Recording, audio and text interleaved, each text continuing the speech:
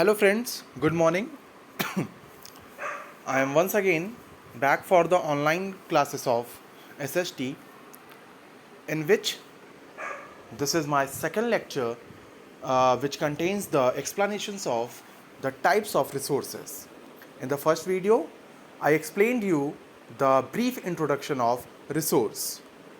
Okay, we shall recap. I will recap that portion once again for the student who joined uh, for this second lecture and who are not available for the first lecture. So, you have to read the chapter once again, the first topic resources, which was actually described as the nature's gift. Resources were described as the nature's gift, which are helpful in fulfilling the requirements and needs of each and every individual living on the earth. ठीक है, तो इस अर्थ पे हम लोग जो रहते हैं, द ह्यूमन बींग्स के रिक्वायरमेंट्स को फुलफ़िल करने के लिए जितनी भी चीज़ें अवेलेबल हैं वो सभी हमारे लिए रिसोर्स ही होती हैं। ठीक है, इसके साथ साथ मैंने और भी बहुत सारी चीज़ें आपको डिस्क्राइब की थी, जिसे आपको फर्स्ट वीडियो में या फिर फर्स्ट लेक्चर में जा कर के अच्छे से सुनना है और समझना है। आज हम लोग टाइप्स ऑफ रिसोर्सेज के बारे में पढ़ेंगे। ठीक है, तो बिना टाइम गवाए हम लोग स्टार्ट करते हैं। टाइप्स ऑफ रिसोर्सेज में अगर हम ध्यान देंगे तो यहाँ पर एक हम कह सकते हैं कि ट्री फैक्टर के थ्रू देखिए, यहाँ पर देखिए ट्री मेथड से आपको समझाया गया है। ठीक है, अलग अलग पोर्शंस को दिखाया गया है कि टाइप्स ऑफ रिसोर्सेज कितने होते हैं। ठीक, तो ध्यान दीजिएगा, यहाँ पर सबसे पहला है आपका नेचुरल रिसोर्स, फिर इसके बाद है ह्यूमन रिसोर्स और तीसरा है ह्यूमन मेड रिसोर्स। ठीक है, अब ये हमारे तीन मेन टॉपिक्स होते हैं। क्लियर है? तो ये जो तीन मेन टॉपिक्स है, इसके बाद हम लोगों को नेचुरल रिसोर्सेज को भी और डिफरेंट कैटेगरीज में डिवाइड करना होगा। ठीक है, तो नेचुरल रिसोर्सेज को डिफरेंट कैटेगरीज में हम डिफाइन जो कैटेगराइज करते हैं, उनका बेसिस अलग अलग होता है। जैसे अगर हम पहले की बात करें नेचुरल रिसोर्सेज को, तो पहला है बेसिस ऑफ ओरिजिन में, फिर बेसिस ऑफ रीन्यूएबिलिटी में, फिर basis of stage of development में, basis of usability and basis of distribution. ठीक है, तो ये हमारे कुछ बेसिक से कैटेगराइजेशन है नेचुरल रिसोर्सेज के। फिर उनके बेसिस पर भी हम डिफरेंट पार्ट्स को देखते हैं। तो बेसिस ऑफ ओरिजिन में हम देखेंगे बॉयटिक और एबॉयटिक को। ठीक है, बॉयटिक एंड एबॉयटिक। फिर इसके बाद बेसिस ऑफ रीन्यूएबिलिटी में रिन्यूएबल और इनएग्जॉस्टिबल, नॉन रिन्यूएबल और एग्जॉस्टिबल रिसोर्सेज। फिर इसके बाद स्टेज ऑफ डेवलपमेंट में तो पोटेंशियल एंड डेवलप्ड और एक्चुअल रिसोर्सेज। ठीक है, यूजेबिलिटी पे देखेंगे तो फूड आर्टिकल, रॉ मटेरियल्स। इसके बाद फिर एनर्जी रिसोर्सेज। ठीक है, बेसिस ऑफ डिस्ट्रीब्यूशन में यूबिक्विटस एंड लोकलाइज्ड। ठीक, तो ये हमारे कुछ basic types of natural resources दिए गए हैं, जिनके बारे में हमको डिटेल में पढ़ना है। ठीक है, तो हम लोग वन बाय वन सबसे पहले नेचुरल रिसोर्स डिस्कस करेंगे, फिर नेचुरल रिसोर्स के टाइप्स को डिस्कस करेंगे, फिर ह्यूमन रिसोर्सेज पर आएंगे, फिर लास्ट में हम पढ़ेंगे ह्यूमन मेड रिसोर्सेज को। ठीक है, तो चलिए हम लोग स्टार्ट करते हैं हमारा आज का टॉपिक, नेचुरल रिसोर्स। ठीक है, so let's start. Natural resources, resources that are drawn from nature and used without much modification are called natural resources, such as water, soil, minerals, fossil fuels, plants, etc. All are natural resources. They are essential for our survival and are used to satisfy our desire. ठीक है, चलिए अब start करते हैं हम लोग, ध्यान से समझना। देखिए, जो नेचुरल रिसोर्सेज होते हैं, जैसा कि कल ही हमने देखा था, रिसोर्सेज क्या नेचर का गिफ्ट है। ठीक है, तो जितनी भी चीज़ें नेचुरल वे में हमें मिलती हैं बिना किसी मॉडिफिकेशन के, ठीक है, बिना किसी मॉडिफिकेशन मतलब कोई भी ऐसी जो चीज़ें जिन नेचर से हमें मिल रही हैं और उसमें हम कोई बदलाव नहीं कर रहे हैं, तो वो हम क्या कहलाती हैं? नेचुरल रिसोर्सेज कहलाती हैं। ठीक है, और ये बहुत ही ज़्यादा एसेंशियल होती हैं for the survival of human beings, not only human beings but also other living organism. ठीक है, फिर देखो, natural resources can be classified into different group based on different criteria. ठीक है। तो यहाँ पर डिफरेंट क्राइटेरिया पे हमने पहले ही दिखाया था कि नेचुरल रिसोर्सेज को हम डिफरेंट कैटेगरीज में कैटेगराइज कर सकते हैं। तो पहला है हमारा on the basis of origin. तो on the basis of origin पे हम अगर देखेंगे तो यहाँ पर biotic resources and abiotic resources होते हैं। तो बायोटिक रिसोर्सेज और एबायोटिक रिसोर्सेज क्या होते हैं उसको हम ध्यान से समझते हैं। बायोटिक, जो बायोटिक टर्म है इसका मतलब ही होता है बायो।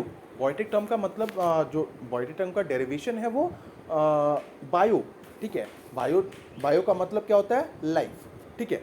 तो लाइफ बायोटिक का मतलब यहाँ पर ये हो जाएगा बायोटिक रिसोर्सेज का all those components, all the elements which contains life, ठीक है।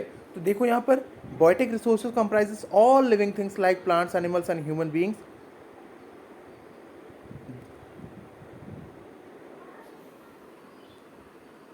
These are of the resources have relation with life. All the biotic resources can regenerate and reproduce. They can be both renewable and non renewable, ठीक है। तो biotic resources क्या होते हैं, all the resources which have life, ठीक है। तो जिनके पास लाइफ होता है मतलब plants, animals, human beings, micro organism, little creatures, all the organism which contains life, ठीक है। साथ ही साथ यहाँ पर और भी चीज़ें जो बताई गई हैं कि biotic resources can regenerate and reproduce. हमने देखा है कि अगर हम पौधों को काट देते तो वो फिर से बड़े हो जाते हैं, ठीक है। हाँ, और उसके बाद जो लिविंग क्रिएचर्स है वो रिप्रोड्यूस करते हैं, जिसके थ्रू उनकी जनरेशन आगे बढ़ती रहती है, ठीक है। तो ये बायोटिक जो रिसोर्सेज होते हैं इनके पास ही ये कैपेबिलिटी है कि वो अपने जनरेशन को आगे बढ़ा सकते हैं और खुद में रीजनरेशन ला सकते हैं, ठीक। Abiotic resources just biotic resource का उल्टा होगा कि जिनमें लाइफ नहीं पाया जाता उन्हें हम क्या बोलते हैं, बायोटिक रिसोर्सेज बोलते हैं। अब इसमें बहुत सारे एग्जांपल्स आ सकते हैं, आप इतने समझदार हैं कि आप खुद डिसाइड कर सकते हैं कि कौन सा बायोटिक है और कौन सा अबायोटिक रिसोर्स है। अब जो चीज़ें बायोटिक रिसोर्सेज में होती हैं वो एबायोटिक रिसोर्सेज में नहीं होगा। जैसे रीजनरेशन अगर बायोटिक रिसोर्सेज में होता था तो यहाँ पर नहीं होगा एबायोटिक में। अगर वो रिप्रोड्यूस कर सकते थे तो अबायोटिक सब्सटेंसेस जो है वो रिप्रोड्यूस नहीं कर पाएंगे, ठीक है। Land and water are renewable while the minerals are non renewable resources.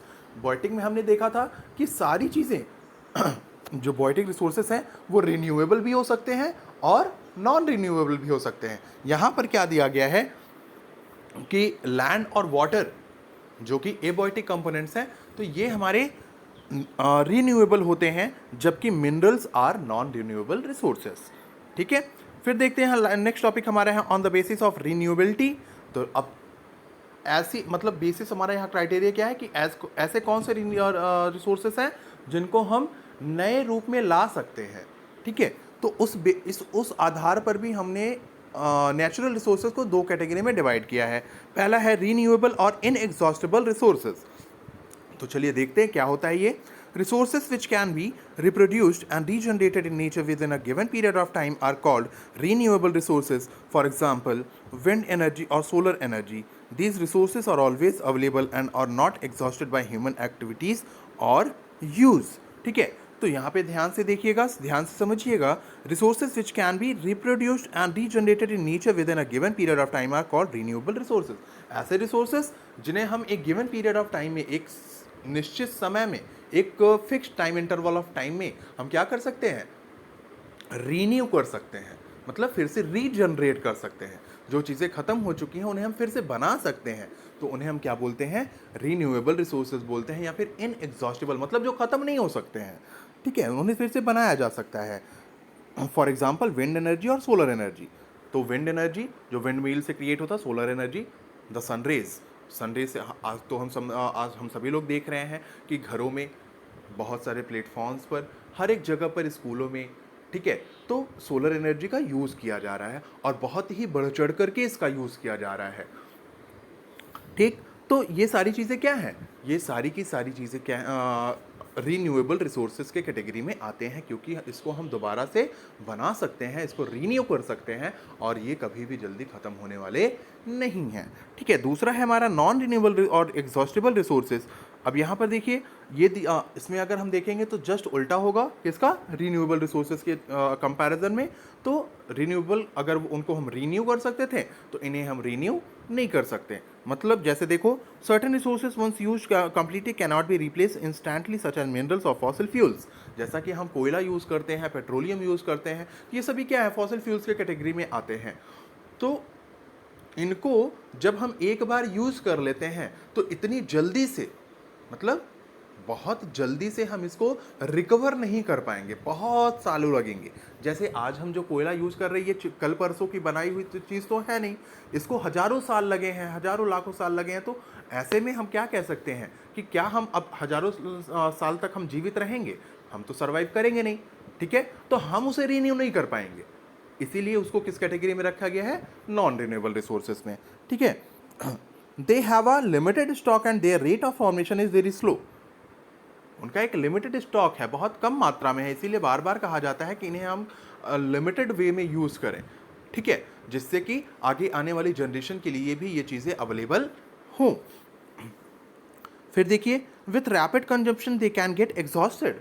अगर हम तेज़ी से इसको बहुत तेज स्पीड में, रैपिड वे में अगर हम इसको यूज़ करेंगे तो ये बहुत ही जल्द ख़त्म हो जाएंगे, ठीक है। एग्जॉस्टेड मतलब इनका जो एग्जिस्टेंस है वो ख़त्म हो जाएगा, ये हमें मिलेंगे ही नहीं। Hence they are exhaustible resources, इसीलिए हम इनको एग्जॉस्टिबल रिसोर्सेज भी कहते हैं, ठीक है। तो यहाँ तक की बातें आप लोगों को समझ में आ गई होंगी। अब इसके बाद का नेक्स्ट टॉपिक जो है वो हम लोग कल के क्लास में डिस्कस करेंगे, okay.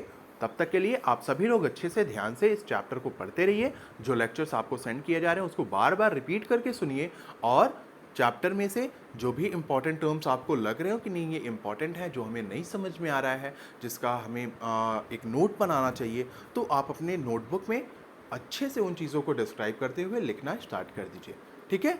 So thank you and have a nice day. और सबसे इंपॉर्टेंट चीज़, आप अपने घरों में रहें, सेफ रहें, सुरक्षित रहें, ठीक है। Okay, good bye.